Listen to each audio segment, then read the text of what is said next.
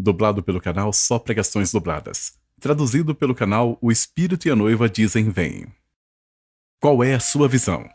Sermão pregado por Leonard Ravenhill aos 87 anos em seu último culto na Calvary Commission, em 14 de setembro de 1994. Infelizmente o sermão não foi gravado, foi feito apenas este registro escrito.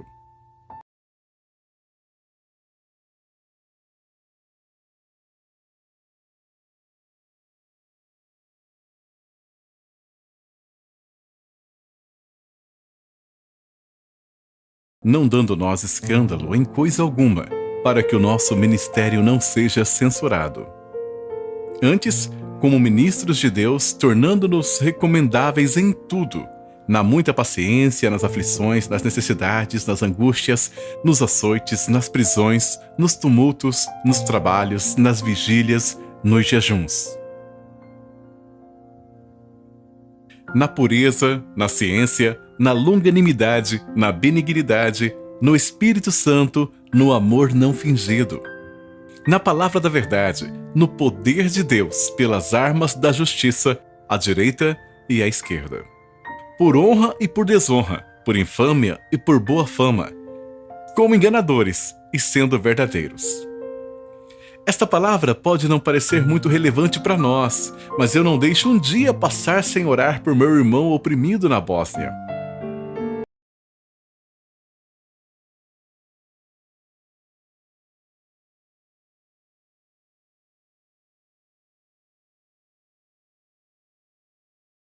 Se sentar, se bater palmas, tocar os pés e cantar. Minha esperança está firmada em nada menos do que no sangue e a justiça de Jesus. Mas e quando você chega à terceira estrofe? Quando toda a minha alma cede. Quando toda a sua vida, sua esposa é estuprada diante de seus olhos. Você não tem vida, não tem igreja, tudo se vai, você é arrastado pela cidade.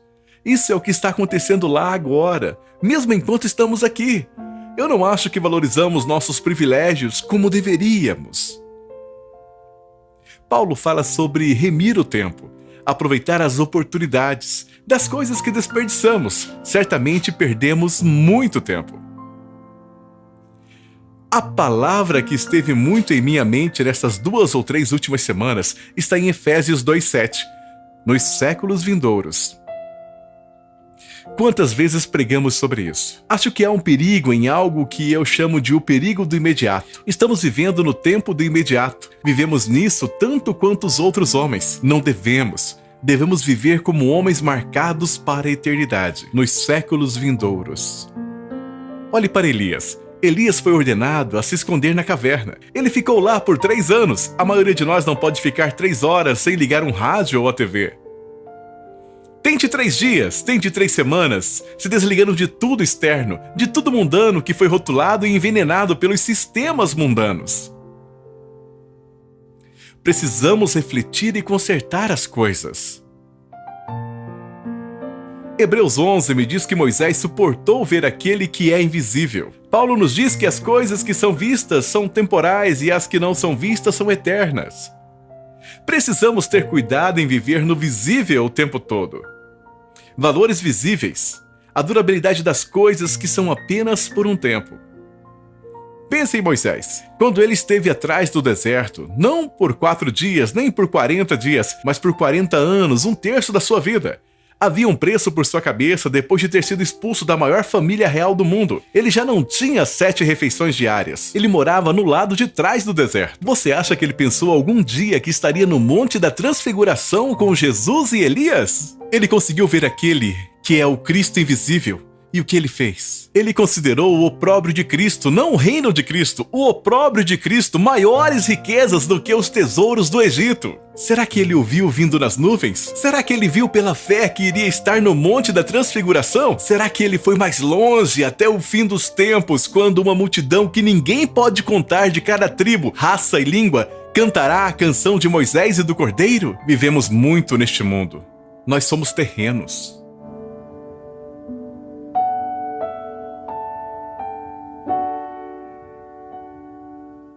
Quantos de nós conhecemos alguém que está consciente da eternidade? O que a América precisa é alguém que passará por todas as igrejas do país e pregará por uma semana sobre a eternidade, que pregará um dia sobre o tribunal de Cristo, um dia sobre o julgamento dos crentes e um dia sobre as bodas do Cordeiro. Mais uma vez, eu já lhes disse antes, eu não quero só ir para o céu, quero ir para as bodas do Cordeiro. Eu não quero apenas ir para as bodas, eu quero fazer parte da noiva.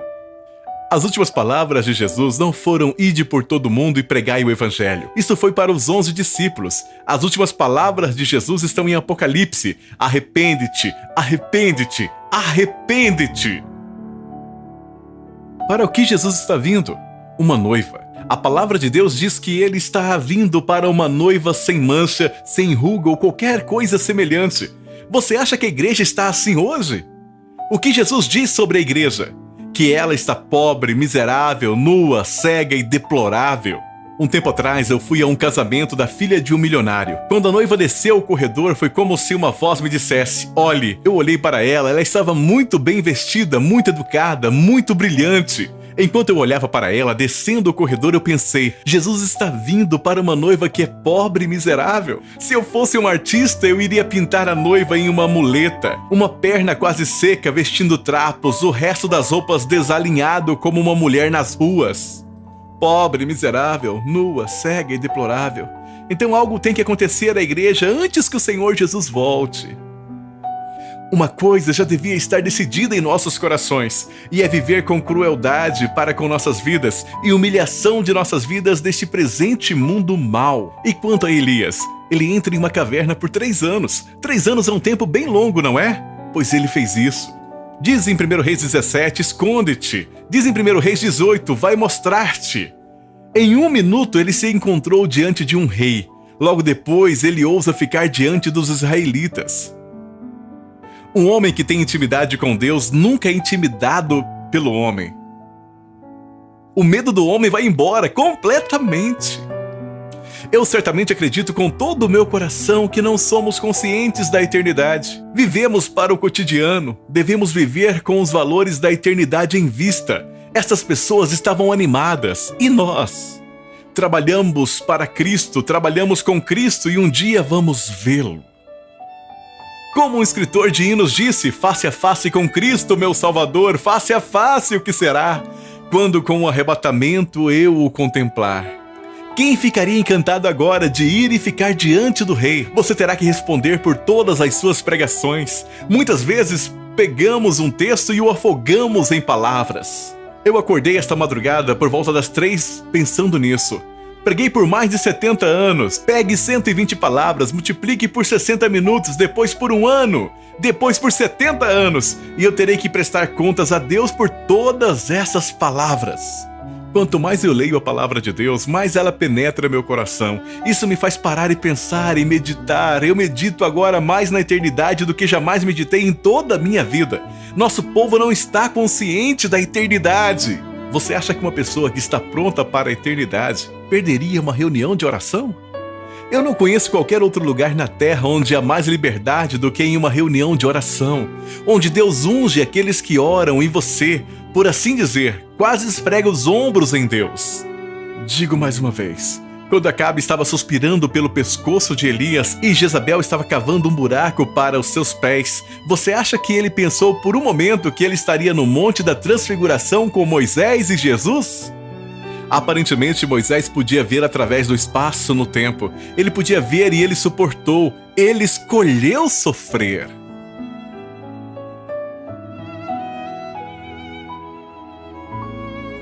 Imagine que você tivesse 20 ou 30 anos na Bósnia ou em um desses países hoje. Você não teria uma casa para ir para casa. Alguns desses jovens hoje entram em meu escritório e dizem: estes são dias maravilhosos para se estar vivo. Claro que são.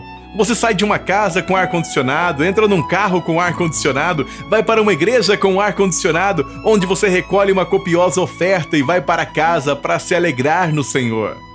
E aqueles que não recebem nada? Paulo chega naquele lugar onde ele diz: não tenho nada, mas possuo todas as coisas.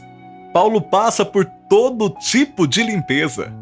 Ele não encerrou em Romanos 7, o pecado que habita em mim. Ele terminou em Gálatas 2:20. Não vivo eu, mas Cristo vive em mim. Ele não encerrou em Romanos 7, o pecado que habita em mim. Ele terminou em Gálatas 2:20. Não vivo eu, mas Cristo vive em mim. Este é o melhor da vida cristã. Não me importa quantas línguas falamos ou quantos milagres realizamos. Novamente, a palavra de Deus diz: Cristo vive em mim. A vida que agora vivo neste corpo mortal é controlada por Cristo. As pessoas dizem que no Antigo Testamento Cristo estava com eles, mas não neles. Mas Pedro não diz isso. Cristo estava neles. Você acha que um homem poderia orar e dizer em nome da nação podre em que ele morava: Senhor, mata-me? Novamente ele também diz: tire a minha vida, eu não me importo de viver. Eu quero ser possuído por Deus. Eu quero ser possuído por Deus. Claro, alguns dizem que isso é fanatismo.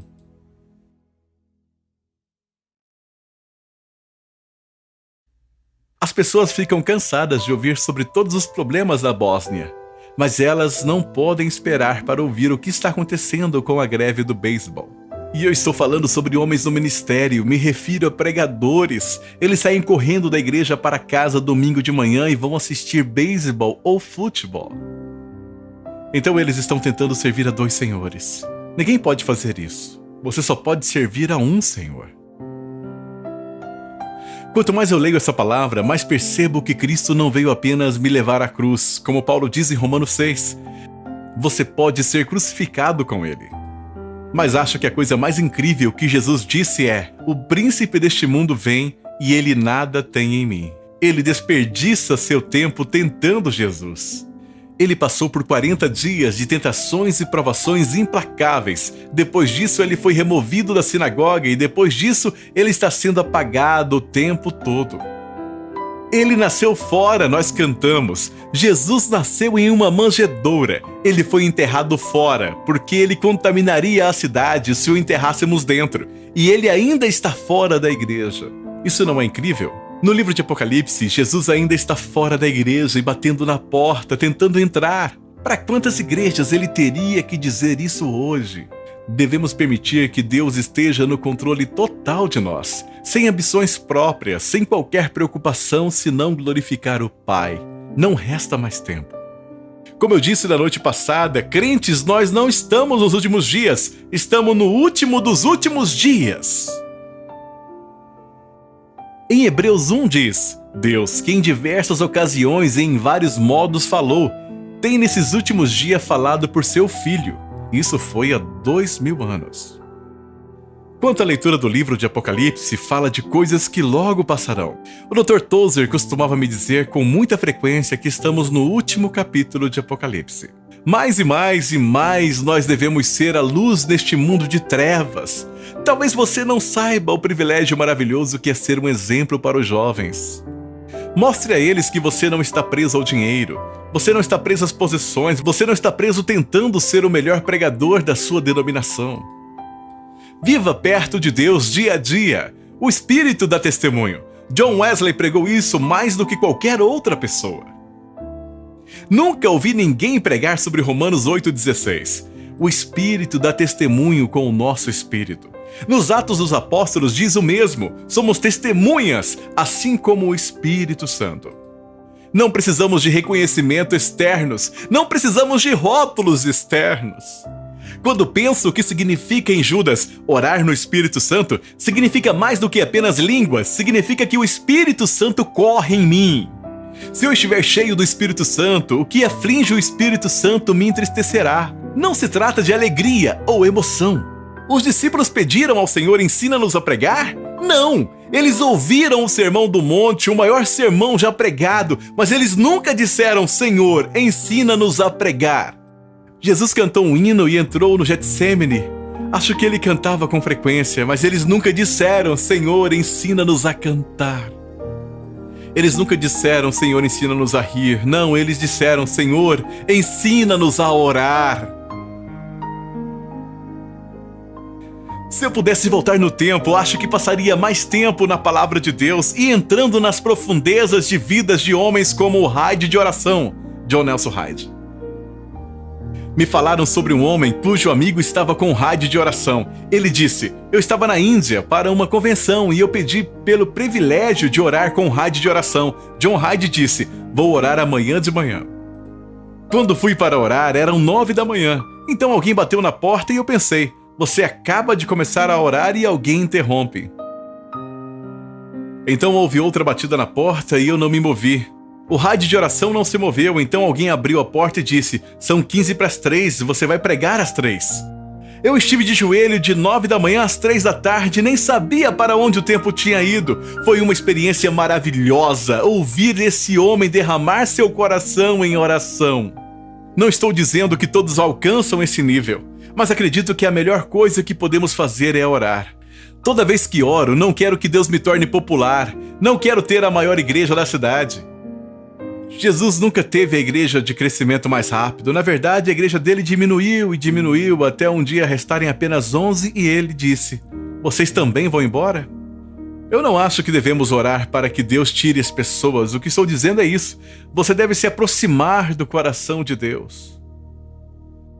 Eu confio que Deus lhe dará esse privilégio de ter trabalho árduo que muitas poucas pessoas tiveram. Paulo tinha isso. Eu acho que não passa um dia sem eu pensar em Paulo no trabalho de parto. Olhe para sua base teológica. Olhe para a Epístola dos Romanos. Olhe sua Epístola aos Efésios. E, no entanto, com tudo isso, ele ainda ansiava para chegar perto do coração de Deus. Pois eu até desejaria ser amaldiçoado, minha própria morte. Eu não acho que você tenha que morrer a morte de um mártir para ser um mártir. Você pode ser um sacrifício vivo. Você pode morrer para as vantagens, você pode morrer para as tentações, você pode morrer para os privilégios. Você pode morrer para todas aquelas coisas que não melhoram sua vida espiritual, que não somam a visão espiritual, que não se somam à compreensão espiritual. Quando Deus trabalha em mim, Ele é tão diferente do conceito teológico que eu tive um dia. Não viva no imediato. Lembre-se, Moisés viu Jesus à distância. Vejo que Jesus está vindo para governar a terra, não para morrer, não para ser empurrado, mas Ele está vindo para governar a terra. A palavra de Deus diz que pelo menos alguns irão reinar com Ele. Quem? Quem vai reinar com Ele? Os vencedores, vencendo a tentação, vencendo o mundo, vencendo nossos próprios desejos, sendo completamente controlados por Deus. Agradeço a Deus pelo que Ele fez na minha vida. Ele não parou e Ele não vai parar. A palavra de Deus diz: todos compareceremos diante do tribunal de Cristo, e o juiz de toda a terra não fará o certo.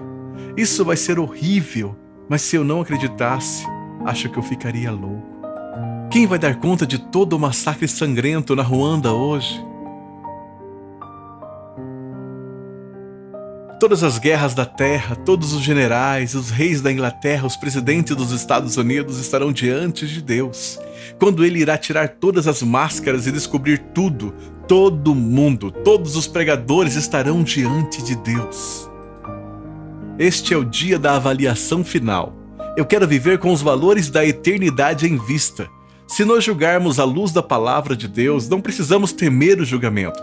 Se caminharmos na luz como Ele está na luz, é tudo o que Ele nos pede para caminhar na luz. E isso é o que eu desejo.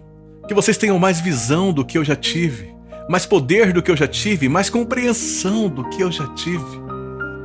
Deus nos ajude, esse é o período mais difícil da história humana. Nunca houve tantas nações de cabeça para baixo. O mundo está como um navio apanhado em uma tempestade, não tem âncora, não tem bússola, não tem gráfico. Eu acredito, irmãos, que vocês viverão para ver muitos de Washington implorando a Igreja de Jesus Cristo para trazer libertação. Eles ignorarão isso, rirão disso, eles desprezarão isso, mas eles chegarão a um lugar que ficarão tão desamparados politicamente, tão indefesos financeiramente, tão desamparados moralmente que terão que invocar a Deus. Ele é a única resposta certa. Uma coisa que me impressiona quando estudo a vida de Noé é que não há menção à sua vida de oração. Mas quando eu venho a Ezequiel 14, os 3 homens mais justos que já viveram, Noé é um deles, Jó é outro e Daniel. Que orações impressionantes eles ofereceram, mas chegará um momento em que Deus não vai te ouvir mais. Um colega me disse: acabei de terminar os 3 anos do seminário. Eu perguntei a ele: alguém pregou um sermão sobre a eternidade? Não. Você ouviu algum sermão sobre o tribunal de Cristo? Não. Alguém pregou um sermão sobre a noiva de Cristo? Não. O homem explodiu em lágrimas. Eu disse: em nome de Deus, por que você vai ao seminário? Para aprender a enterrar os mortos?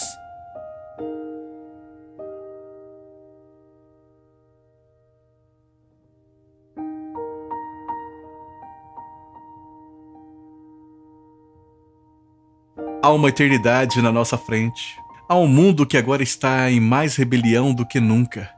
Como nos dias de Noé, eles se rebelaram contra Deus. Durante 100 anos, Noé nunca pregava uma nova mensagem. Ele pregava o arrependimento, ele pregava a justiça. Alexander White costumava dizer: você pode pregar sobre cura divina, você pode pregar sobre profecia, pode pregar qualquer coisa, mas não pode pregar a justiça. As pessoas não vão permitir. Ainda espero que Deus derrame seu espírito em toda a carne. Que Ele derrame seu espírito, não a nossa coisa artificial.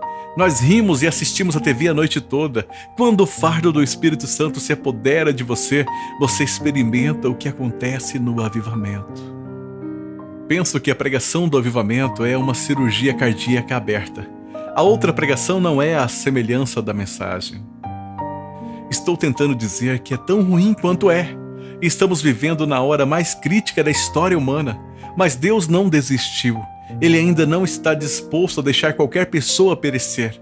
Ele ainda ama homens e mulheres. Eu quero estar naquele lugar onde eu posso suportar as dores do parto. Durante anos eu encerrei todas as noites de oração do mesmo modo. Eu dizia: ó Senhor, não me diga naquele grande dia. Ravenhill, eu tinha muitas coisas para te dizer, mas você não poderia suportá-las. Você não conta os segredos de sua família aos seus filhos pequenos. Você quer falar com alguém que entenda. Eu acredito que Deus quer nos dar ouvidos para ouvir. Eu acredito que Ele quer nos dar novo entendimento. Eu acredito que Ele quer nos dar nova revelação.